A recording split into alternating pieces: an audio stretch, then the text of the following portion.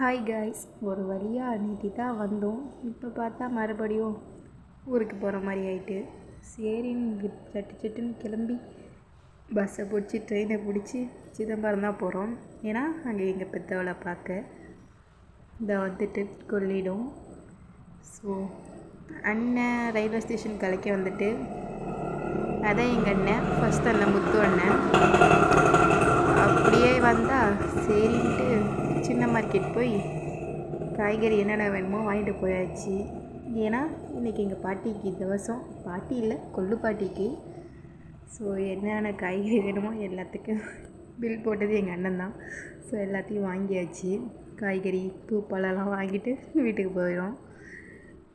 வீட்டுக்கு போகும்போது எங்கள் அண்ணன் ரொம்ப பாசமலையை பொழிகிறான். என்னென்னா, நான் பிறந்ததுக்கு சாக்லேட்டில் டியூஷன் ஃபுல்லாக வாங்கி கொடுத்து ஸ்கூல் ஃபுல்லாக வாங்கி கொடுத்தேன்னு சொல்லிகிட்டு இருந்தான். சரி விட, தங்கச்சி இல்லாத வந்தானேன்ட்டு நானே விட்டுட்டேன். சரி வீட்டுக்கு வந்தாச்சு. சரி ஓகே, நாங்கள் இதான் எங்கள் அண்ணன் வீடு. சொல்லப்போனேன் ஏன் அம்மா வீடு, பெரியம்மா வீடு, நான் பிறந்த வீடு. ஸோ சிதம்பரத்தில் தான் நான் பிறந்தேன். இதுதான் சின்ன வயசுலேருந்து எனக்கு எங்கள் அம்மாவை விட ரொம்ப முக்கியமானவங்கன்னா அது என் பெரியம்மா. இந்த இவர் தான் எங்கள் பெரியப்பா. இந்த பாருங்கள், இட்லியில் தேனை ஊற்றி தராங்க, அவ்வளோ பாசம். சரி அப்படியே வந்து காலைக்கு இட்லி சட்னியோட முடிச்சு இப்போ கிர்னி பழம் ஜூஸ் போட ஆரம்பித்தாச்சு. ஸோ என் அண்ணன் 2 பழம் வாங்கிட்டு வந்தான். சரி நீ எல்லாத்தையும் அரிஞ்சு ஜூஸரில் போட்டு கிரைண்ட் பண்ணி என் அண்ணனுக்கு கொடுக்கணும். ஸோ அவன் ஃப்ரீசரில் வச்சாலும் சாப்பிடுவான்ட்டு தான் ஜூஸை ட்ரைன் பண்ணி அப்படியே வச்சுருந்தேன். ஸோ தவசத்துக்கு தேவையான எல்லாமே பண்ணிகிட்டு இருந்தாங்க, கொள்ளுப்பாட்டிக்கு தேவையானது. ஸோ எங்கள் அண்ணனுக்கு ஃப்ரீசர் வச்சா தான் பிடிக்கும். ஸோ அதனால தான் ஃப்ரீசரில் வைக்கிறதுக்கு தூக்கி ஊற்றி சரின்ட்டு ஃப்ரிட்ஜில் வச்சுட்டு செவனேன்னு போய் வேலையை பார்க்க ஆரம்பிச்சிட்டேன்.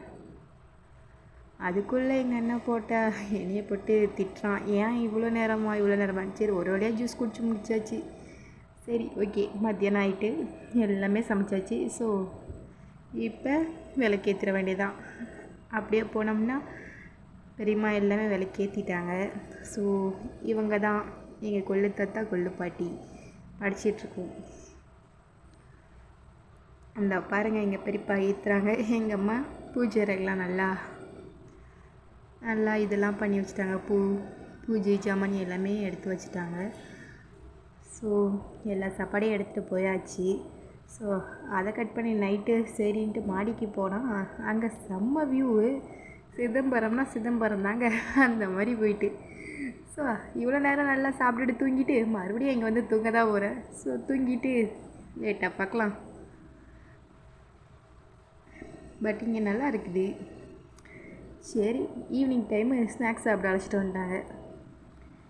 சரின்ட்டு அப்படியே பார்த்தா டீ குடிச்சிட்டு அப்புறம் பாயாசம்லாம் இப்போ மறுபடியும் வச்சு கொடுத்தாங்க.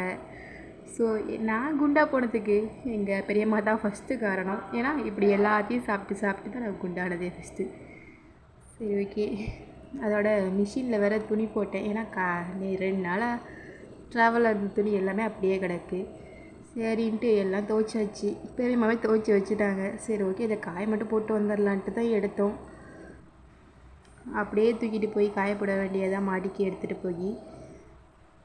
ஆமாம், இது எவ்வளோ நாள் துணி. இதான் எங்கள் பெரியம்மா வீட்டு கொல்லை பாதை. ஸோ இப்படியே கூட போகலாம். இப்படியே தான் நான் போனேன்.